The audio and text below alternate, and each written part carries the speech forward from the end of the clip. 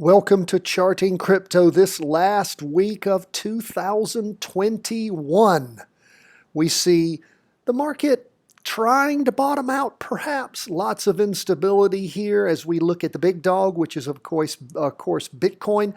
Do want to update you on our efforts to get the good folks at TC2000, which we think is the preeminent charting platform. It's what we use, it's what you see every day here on screen to actually chart cryptocurrencies for us. Got word from Chris Warden, the main guy there at Warden Brothers, who that is their product, TC2000, along with freestockcharts.com, told me that they planned on getting it up and going in January. So I'm very excited. I've asked if they would be so kind as to use some service, Coinbase, whoever it might be, or Coindesk rather, whoever it might be, to chart the top 10 cryptocurrencies so that we could then set up our procedures for going after them and figuring out just what is going on. So excited with that news. We'll see how all of that develops. I will keep you posted. In the meantime, let's look at where things are for the day. On Wednesday, as we record this, everything down. Bitcoin down about 2.14%. We look at the Bitcoin GBTC, the Grayscale Bitcoin Trust. It's down about 2.04%. Again, I'm watching these figures as they fluctuate a little bit. We see Ethereum down 3.73%. And then, of course, we look at the Bitcoin Trust. They're down about 0.5%. We talk about these every week. If you look in the show notes on the YouTube video, excuse me, and the video that we, and the email that you receive, you will also see what all of these ETFs are or trusts are and how they break down what they actually represent. But let's focus first on New York Stock Exchange Bitcoin Index. Now, again, they go around and look at a number of different figures, things that they accept that meet the standards of the New York Stock Exchange, and they come up with their numbers. What do we see happening with Bitcoin? Well, we have 5 weeks of down movement. The last 3 weeks just strengthening, and then look at what happened. Things hit this 50-period moving average on the weekly chart, so that's about a year's worth of movement. Hit that, and so far it's acted like a break stop. And we have things, are things rebounding off that? Can't tell you that. We can look at the price percent oscillator and see where its downward push has slowed some. The derivative oscillator still moving down nonetheless. We have a green open box spinning top, which is a good thing to see. And again, price hasn't moved down below that. So we'll see if this is where Bitcoin is going to stop and if indeed it's going to move up. Is this a time to look at jumping into a Bitcoin trade in your virtual account? And I always use those words virtual because we're not a stock calling service. We're not a Bitcoin calling service.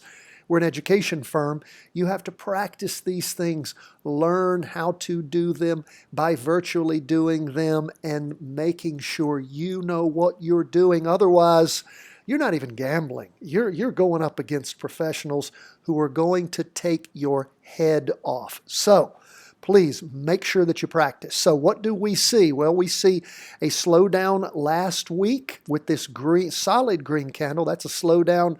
Sometimes we make that rhyme in the go down. It's a slowdown in the down movement. And then lots of indecision, and that little open green candle means tending up. Now, that's just our Heikin-Ashi candlesticks. The price percent oscillator, derivative oscillator still heading down. We go to the 2-day. What do we see there? Well, we can see the 2-day hasn't rolled over. It has flattened. It's still negative. Now, the derivative oscillator, again, which is our leading indicator, a triple smooth version of the relative strength index. It's a leading indicator, whereas our price percent oscillator is a percentage version of the MACD, the moving average convergence divergence indicator. So it's a lagging indicator. So what do we see happening? Well, we had 4 days of up movement, and then, well, it's actually only 3 days, because if you guys remember last week, that's a 1-day, 2-day candle. The market wasn't open on Friday, so it's just Thursday. But we see we had 3 days of up movement, and now we've got a red down candle that's forming. But the price percent oscillator is nonetheless flat. Derivative oscillator still losing downward momentum. You can see where things peaked on Monday, and then where things started going down Tuesday and Wednesday. Hasn't crossed over going down yet, but the price percent oscillator is headed down. Derivative oscillator losing momentum. So again, overall, what's going on here in Bitcoin?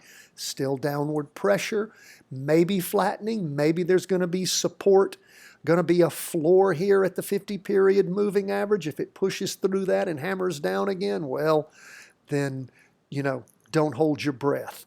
But we'll continue to watch. Still have lots of downward pressure on the weekly, some on the 2-day too. Could have a stopping point here, but nothing to give us a signal to jump into a practice trade yet. Now, we go from the New York Stock Exchange Bitcoin Index to the trust. And again, this is the Grayscale Bitcoin Trust. They own Bitcoins, and again, they track them. And when you buy into this, you buy into a trust. It's not an ETF. Fees are rather high, to say the least. But what do we see going on here? Again, the same kind of slowing, the same kind of indecision setting up. And again, we look at these charts, and again, we can compare them, and they are somewhat similar. So that's helpful to know. I'm glad to know the New York Stock Exchange and to have their expertise and seriousness about tracking this accurately, and then being able to see how it's fairly well connected when you look at the Bitcoin, the Grayscale Trust of Bitcoin. And we look at the 2-day, again, we saw where things were up for 3. Let's see. Let's make sure, yeah. We look at the 2-day, and you can see where things were up on Thursday.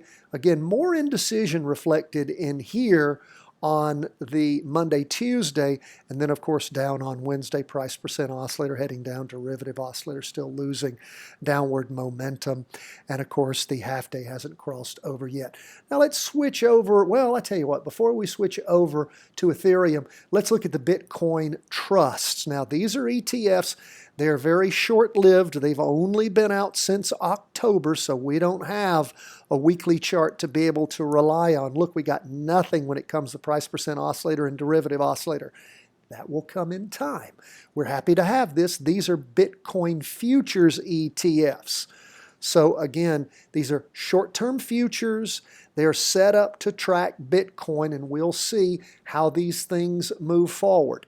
BITO, BTF, and XBTF. This one, the Van Eck Bitcoin Strategy ETF, has the least fees associated with it. So again, we'll watch as these things move along. Again, you can look at what's happening as far as the movement on the Heikin Ashi candlesticks. It's similar to what we see in the actual Bitcoin index, particularly the New York Stock Exchange, which is where I'm putting, a little more trust as to what's actually happening with Bitcoin. And then you look at the half day. Let's compare that half day with the New York Stock Exchange Bitcoin. Somewhat similar, and we'll just continue to watch these things as they move along and chart them. Now, let's go from Bitcoin, which is, of course, like we said, the big dog, to the second in line, which is Ethereum. What do we see going on with Ethereum? Well, Ethereum, you can check out what's happening this week. That downward pressure, which had been easing, resumes again.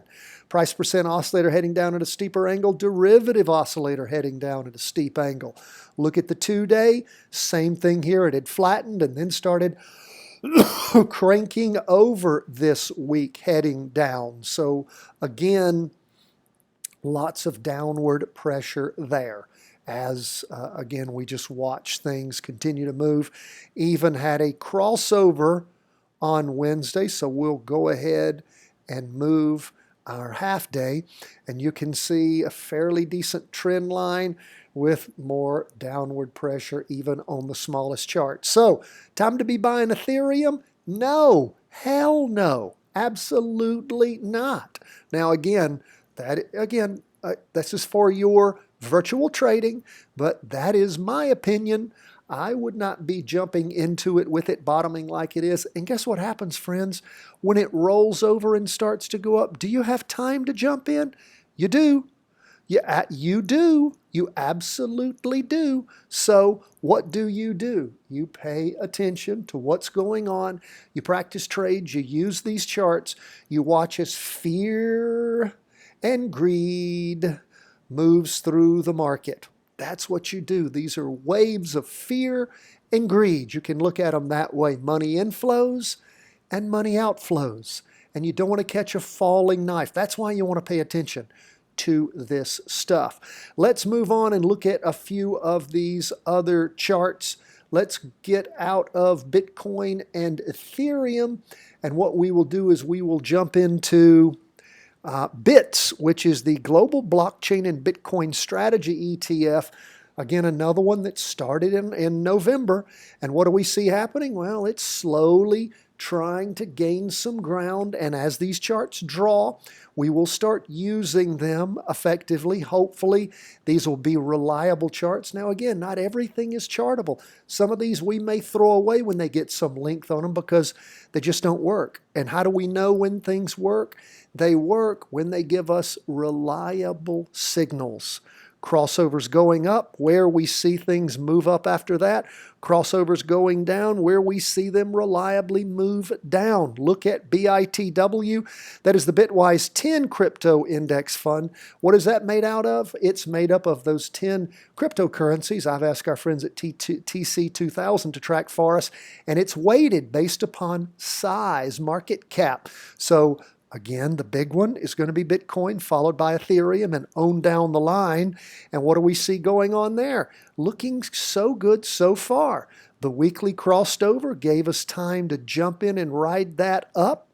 Then we looked at the 2-day, crossed over. Again, as we move into the future and you have the ability to, buy and sell puts and calls and all those kinds of things, all sorts of opportunities potentially presenting themselves. Now, again, these charts have to figure their way out, and you have to do those layouts on them. You want to see when you jump in here, does the 2-day help you in knowing when to get out? Because you see where it peaks, but we don't have a crossover, and we have just a slow debilitation as it moves along until it finally crosses over. Way in the future, well, you wouldn't have done much of anything good there, and you would have gotten the hell scared out of you when you had those 2 weeks of strong down moves. So again, it's important to go backtrack, make sure the 2 days helping you along with the weekly. A lot of good training at the channel on how to use that. What about the Bitcoin or the Bitwise crypto industry innovators? Now again, that's following crypto industry innovators, as it well says, explained in your show notes, just starting to set up and give us some idea of movement. We see the blockchain ETF, again, companies that have investment in blockchain, that is starting to move along. Same with the digital transformation ETF. Same with the crypto industry. We'll be looking at these each and every week and wait to see how they start developing and if indeed they're going to give us some chart ability. But again, as we move through, we will be looking at these things. But overall, what do you see going on here?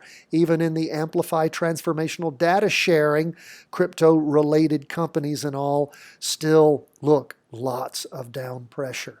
Lots of down pressure. Look at this. Oh, this first day of this latest 2-day candle, just a hammering down. So again, lots of downward pressure in the crypto space. We look at the NASDAQ Next Generation Economy, again, jumping into this space. We see, still lots of downward pressure there. The only thing we see a little up movement on is the Innovative Transaction Process, ETF. We actually see how it's bottomed out. Could this be something that's an early sign for us for things recovering. See, this is what you get when you pay attention to this space. We're going to pay attention to that. We're going to note that and see if LEGR moving up is maybe an early sign of some good news. This might be sort of a leader for us to help us see if indeed things are turning around. So we'll pay attention as that moves along. You can see how that 2-day has shot up after moving down. And what do we see on that half day? It's moved up, and then over the last day and a half, sort of sliding sideways. So we'll pay close attention to all these things, but put in your notes to pay attention to LEGR and see if it gives us a potential heads-up signal on turnarounds, maybe up and maybe down. That's where we are, folks. Thanks so much for being with us. God bless. All the best from the whole team at Charting Wealth, who brings you Charting Crypto.